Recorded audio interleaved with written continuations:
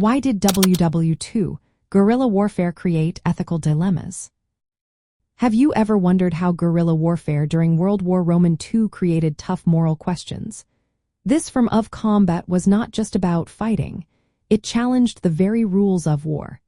Guerrilla fighters often operated in civilian areas, using hit-and-run tactics, ambushes, and sabotage. This made it hard to tell who was a combatant and who was a civilian.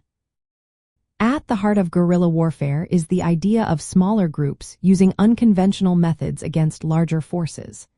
These groups often relied on local populations for support, which blurred the lines between fighters and non-combatants. This situation raised serious ethical concerns about protecting civilians and whether the force used was proportional. One major issue was how prisoners were treated.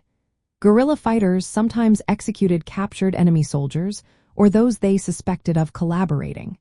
These actions went against the expected humane treatment outlined in the laws of war.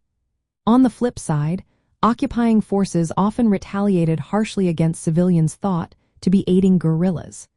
This led to cycles of violence that complicated moral judgments even further. Discipline within guerrilla groups also created challenges.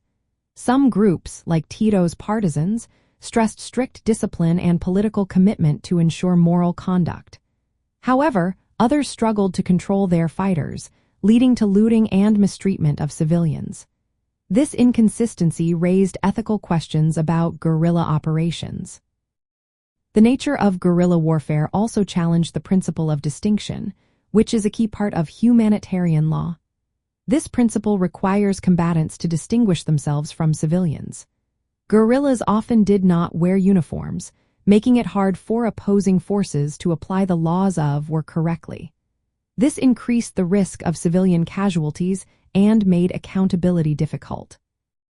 Additionally, some guerrilla tactics could be seen as acts of terror. Sabotage, assassinations, and attacks on infrastructure raised questions about the legitimacy and morality of these methods in warfare. In essence, World War II guerrilla warfare created ethical dilemmas because it operated in a gray area between battlefields and civilian life. It challenged established legal and moral frameworks and involved actions that tested the limits of acceptable conduct in war. These dilemmas continue to be a significant topic in discussions about military ethics and the laws of armed conflict.